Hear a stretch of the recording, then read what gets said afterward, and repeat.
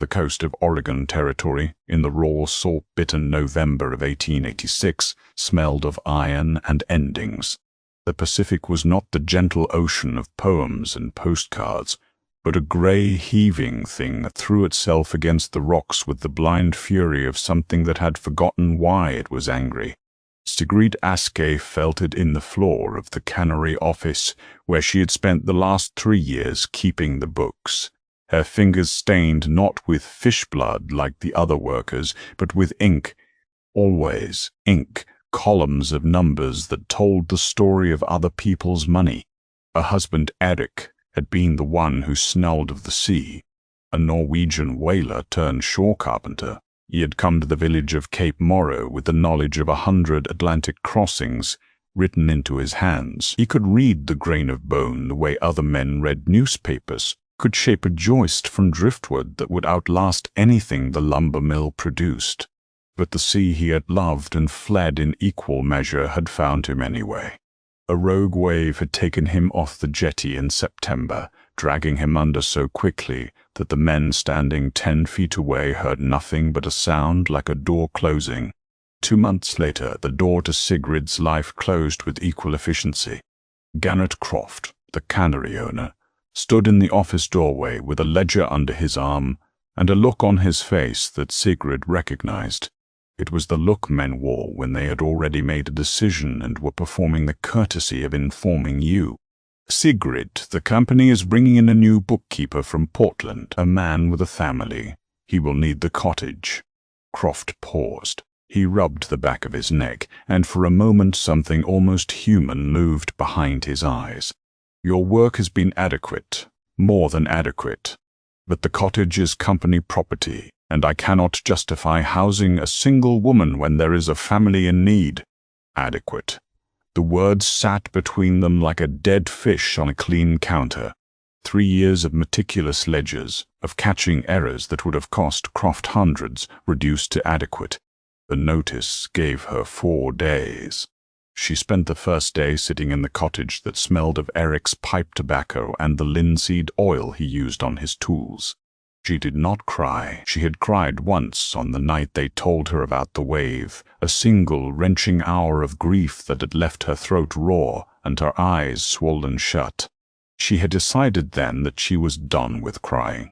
It was a luxury like sugar or new boots that she could no longer afford. Cape Morrow was a town of 43 souls, perched on a headland where the Columbia River's influence still salted the air. It was a company town in all but name, and Garrett Croft was its uncrowned king. The fishermen respected him, the women deferred to him. The single store extended credit based on his word, and his word now was that Sigrid Ask was no longer part of the equation. She was an outsider, twice over, a Norwegian in a town of Americans and Irish, and a widow in a place where a woman's social standing was measured by the man who stood beside her. The fishermen's wives brought her a basket of bread and salted cod on the second day. They stood in her doorway with faces full of genuine sorrow and absolutely no offers of shelter.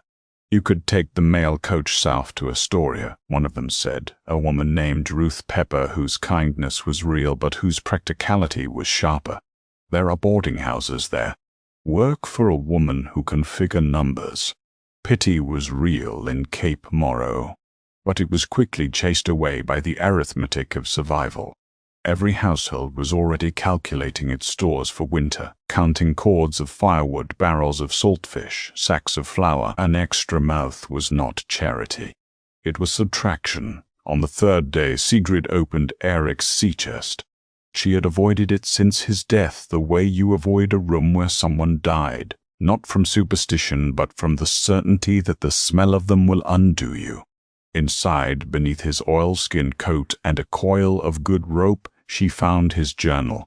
Not a diary of feelings. Eric had not been that kind of man, but a working journal, filled with drawings and measurements and observations written in a mix of Norwegian and English that only she could fully read.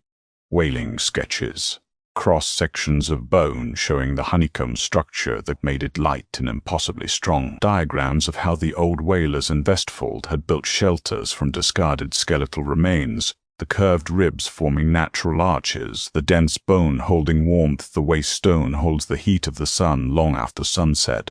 "Bone remembers heat, Sigrid," he had told her once, holding up a section of whale rib he was shaping into a door lentil for a neighbor. "Bone is not dead like wood is dead. It is dense. It drinks the warmth and holds it. The old men in my grandfather's village built a chapel from the bones of a whale that beached itself in 1790. They are all dead now, those old men. The chapel still stands, still warm inside when the wind comes off the North Sea." She had thought it a pleasant story. Nothing more. Now turning the pages of his journal, she saw it was something else entirely. It was a blueprint. On the morning of the 4th day, Sigrid did not take the mail coach to Astoria. She loaded Eric's tools, his journal, the rope, a canvas tarp, a bedroll, and a week's worth of food onto a handcart that Croft's men had left beside her evicted belongings. She took nothing from the cottage that was not hers. She left the key on the table beside a final ledger entry, balanced to the penny because she was not the kind of woman who left debts. She pushed the cart south along the coastal trail, past the last houses, past the place where the wagon ruts ended and the wild shore began. She walked for 2 miles until she reached the place she had been thinking about since she opened Eric's journal. It was a cove sheltered from the worst of the north wind by a basalt headland that curved around it like a cupped hand. The beach was not sand but smooth grey stone, and it was littered with bones. Whalebones. The cove had been a whaling station 15 years earlier, before the herds moved north and the industry collapsed. What remained was a graveyard of industrial refuse, the stripped and weathered skeletons of grey whales left to bleach in the salt air. Ribs the size of a man arched from the gravel like the ruins of a cathedral. Vertebrae the size of mill wheels lay half buried in kelp. A massive jawbone, easily 20 feet long, rested against the cliff face like a discarded plough. The town had ignored this place for years. The bones were too heavy to move, too strange to repurpose, and vaguely unsettling in their reminder of an industry that had gutted itself through greed. To Sigrid, standing in the grey November light, with Eric's journal open in her hands, they were not refuse. They were architecture. She started with the ribs. Each one was curved in a natural arch, 8 to 10 feet long, thick as a man's thigh at the base and tapering to a point. Using Eric's block and tackle, a simple system of rope and pulleys that she anchored to the basalt cliff, she dragged the first rib upright and set its base into a trench she had dug in the gravel. It took her an entire day to raise 3 ribs, spacing them 4 feet apart, their curved forms leaning together at the top like praying hands. By the end of the 2nd day, she had raised 7 ribs in a row, forming the skeleton of a structure that looked, from a distance, like the inverted hull of a small ship. Eric's journal guided her. He had sketched the Vestfold chapel in detail, noting how the old Norwegians had lashed the ribs together at the crown with rawhide strips that contracted as they dried, pulling the joints tight. Sigrid used rope soaked in seawater, which would shrink and harden as it dried in the cold air, achieving the same effect. The structure was 12 feet long, 8 feet wide at its base, and 7 feet high at the center. She could stand upright inside it. The next challenge was the walls. Barebone, no matter how dense, would not stop the wind. Here Sigrid turned to the landscape itself. The headland was covered in a thick mat of shore grass and sea turf, dense tangles of root and soil that the coastal people called sod. She cut it in thick squares using Eric's short-handled spade, each block heavy with moisture and packed with the fibrous roots of decades of growth. She layered these blocks over the bone ribs, building them up like brickwork, the grass side facing inward. The roots interlocked as she pressed each layer down, and within a week the bone ribs had disappeared beneath a solid shell of living earth. From the outside, the structure looked like nothing more than a low mound, a natural hump in the landscape. Only the narrow entrance framed by 2 sections of whale jawbone suggested human intention. Inside, the effect was remarkable. The sod walls were nearly 2 feet thick, and the bone framework within them acted as a thermal skeleton. Eric had explained the principle in his journal with a drawing of a whale vertebra in cross-section, showing the dense outer bone and the honeycomb of cancellous tissue within. The bone drinks heat and releases it slowly, he had written, like a stone hearth, but lighter. The old chapel in Vestfold stays warm for hours after the fire dies, because the bones in the walls are still giving back what they took. Sibylle built a fire pit in the center of her shelter, lined with flat beach stones, with a flue channel that ran along the back wall before venting through a gap in the sod at the rear. This was not Eric's idea, but her own, something she remembered from a book about Roman hypocausts she had read in the cannery office during slow afternoons. The smoke and heat would travel the length of the channel before escaping, warming the stones and the bone ribs embedded in the wall along the way. The entire structure became a slow-release furnace. She burned driftwood, which the cove provided in abundance, tangled logs of cedar and spruce washed down from the river forests. The salt in the wood made the flames burn blue and green, and the smell was sharp and clean like turpentine in the sea. By the 3rd week of November, she was sleeping through the night without waking from cold. The temperature inside the bone chapel, as she had begun to think of it, held steady even as the coastal storms battered the headland with rain and sleet. The sod walls wept moisture on the outside but remained dry within, the dense root network shedding water like a living vat. She ate fish she caught from the rocks at low tide, supplemented with mussels and the dried stores she had brought. She boiled seawater for salt. She rendered fat from a seal carcass that washed ashore, using it for lamp oil in a hollowed stone that Eric's journal called a kudlik, an Old Norse word borrowed from the Inuit. The light it gave was dim and yellow but steady, and it added its small warmth to the chapel's thermal store. Word reached Cape Morrow as it always does in small places. A trapper named Dolan had seen smoke rising from the old whaling cove, a thin blue thread against the grey sky. He had investigated and returned with a story that was met with the particular silence a community reserves for things it does not want to believe. "She is living in a hut made of whalebones," he said, standing in the doorway of Croft's store, snow melting from his hat brim. "Covered it in sod, got a fire going. Looked warm as anything." Garrett Croft set down the tin of tobacco he had been pricing and stared at Dolan. "That is not possible," he said flatly. "Bone is porous, it will not hold heat, the damp will rot the sod from inside. She will be dead by Christmas." Silas Keppel, the town's farrier, and a man who had built 3 houses with his own hands, agreed. "No foundation, no proper timber framing. It is a burial mound, not a house. She has lost her mind with grief." They spoke of her with a finality that was almost comfortable. It was easier to declare her dead than to reckon with the possibility that she was alive in a way they did not understand. The first true storm of winter came on December the 9th. It was not a storm, but an event, a thing with a name and a memory that the people of that coast would reference for decades.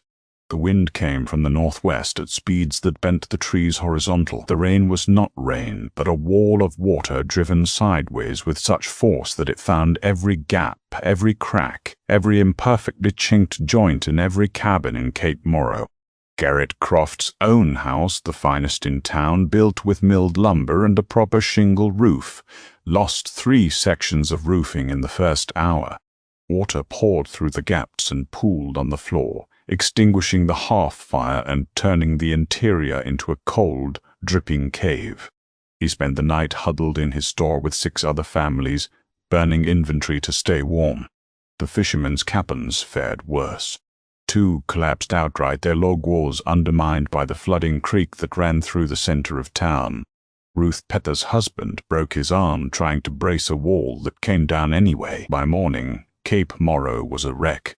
Half the buildings were damaged. The wood piles, stacked in the open as was the custom, were soaked through. Wet wood does not burn. It smolders and smokes and gives no heat, and the temperature was dropping toward a cold that the coast rarely saw. but that this December seemed determined to deliver. Meanwhile, 2 miles south, in the whaling cove, Sigrid Ask sat in her bone chapel and listened to the storm as if it were music playing in another room. The wind roared over the headland above her, but the curved basalt cliff broke its force before it reached the cove. The sod walls, sodden on the outside, were a barrier of living earth that the wind could not penetrate. Inside, the bone ribs radiated the heat they had absorbed over days of steady fire. The air temperature in the chapel held at a level that Sigrid judged to be roughly that of a cool autumn day. She was not comfortable in the way that a person in a heated house is comfortable, but she was alive and warm enough to sleep and dry. She spent the storm reading Eric's journal by the light of her Cudlick lamp, and she found on a page she had not noticed before a small sketch of a woman's face. It was rough, almost childlike in its execution. Eric had been a craftsman of wood and bone, not of pencil and paper. But she recognized herself in the curve of the jawline, in the way the hair fell. He had drawn her without her knowing. Beneath it, in his cramped handwriting, he had written a single word in Norwegian, Shem. Oh, she pressed her thumb against the drawing and held it there until the warmth of her skin transferred to the page. It was Garrett Croft who came first. Not out of concern, Sigrid was honest enough to know that, but out of necessity. He came on the 3rd day after the storm, when the town's wood piles were still too wet to burn, and 2 children were coughing with a rawness that frightened their mothers. He came with Silas Keppel and 3 other men, trudging through the mud and debris of the coastal trail, their faces tight with a pride that was losing its battle against the cold. Sigrid saw them coming from the entrance of the chapel.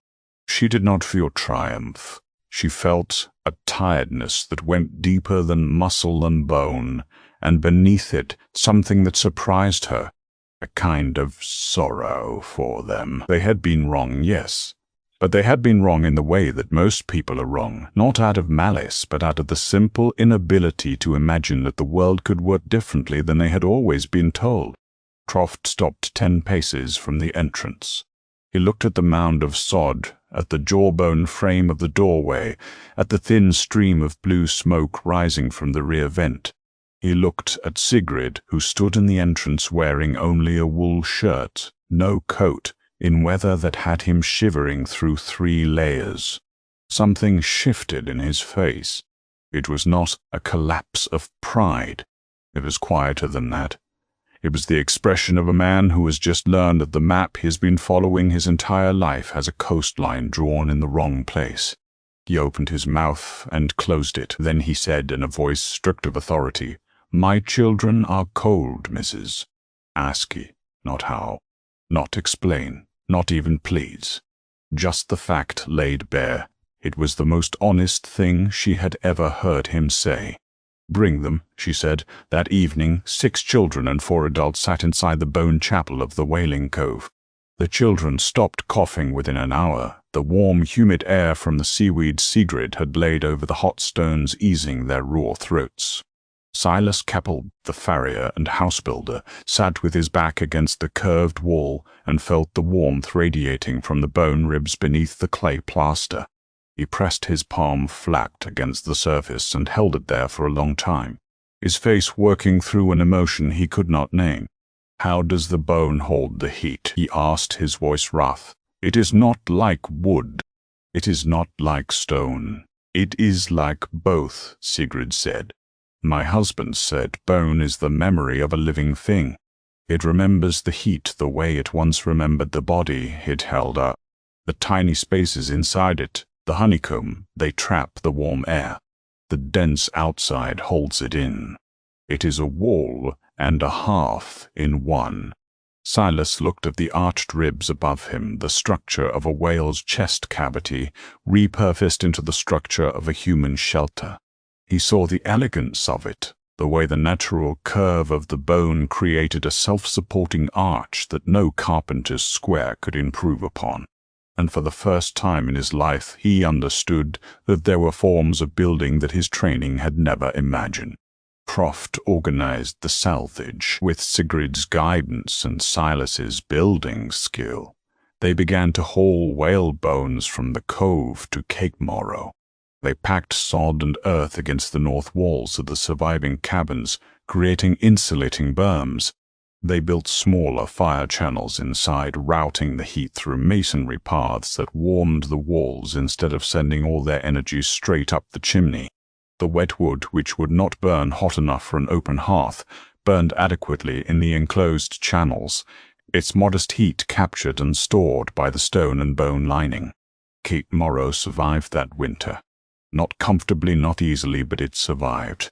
And the knowledge that saved it had come from a dead Norwegian whaler's journal, interpreted by a widow bookkeeper whom the town had evicted for being inconvenient. By spring, Sigrid Ask was no longer the mad Norwegian.